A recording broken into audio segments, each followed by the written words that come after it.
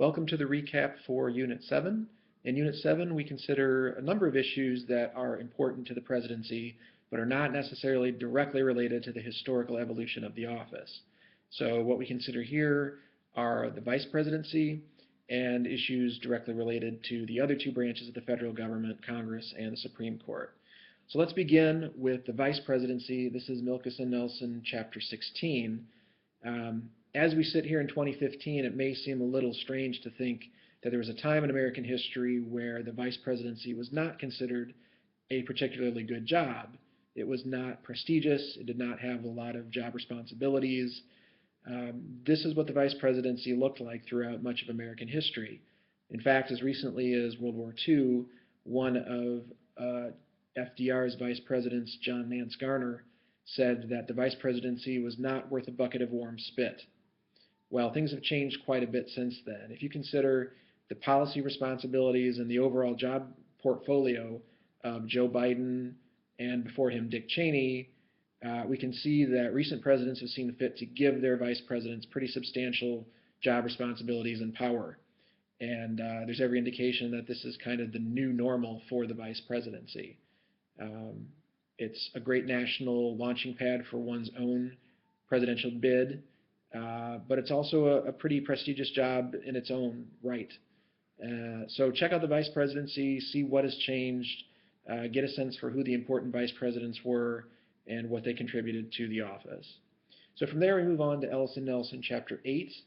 And in Chapter 8, the issue is whether or not Congress should give the president a yes or no vote on the president's legislative priorities.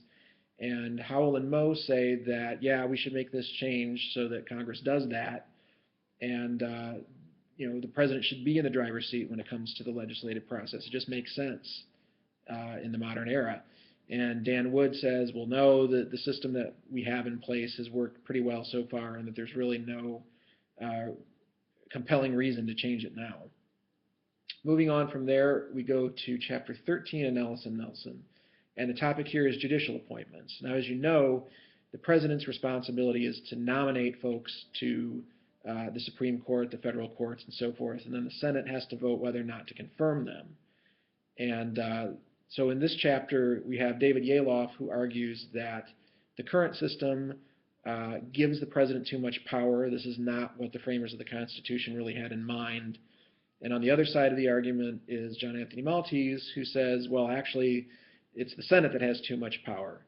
And so there's a variety of different arguments that each political scientist makes, and those hopefully were explored through the discussion board question for week 14, where judicial appointments was the topic. Moving on from there is the choices reader, the chapter based on presidential separationism, the concept explained by Charles O. Jones. And this was the subject of the Week 15 discussion board, and hopefully we had a chance to explore the various issues that Jones raises. By the way, for future reference, it's important to know the details of what Jones had to say, but also think in terms of the larger context. How is Jones different to or similar from other political scientists and their takes on the presidency that we've discussed? And that's it. You've reached the end of the course. Congratulations. Thanks for all your hard work this semester. I enjoyed it myself. Hopefully you did as well.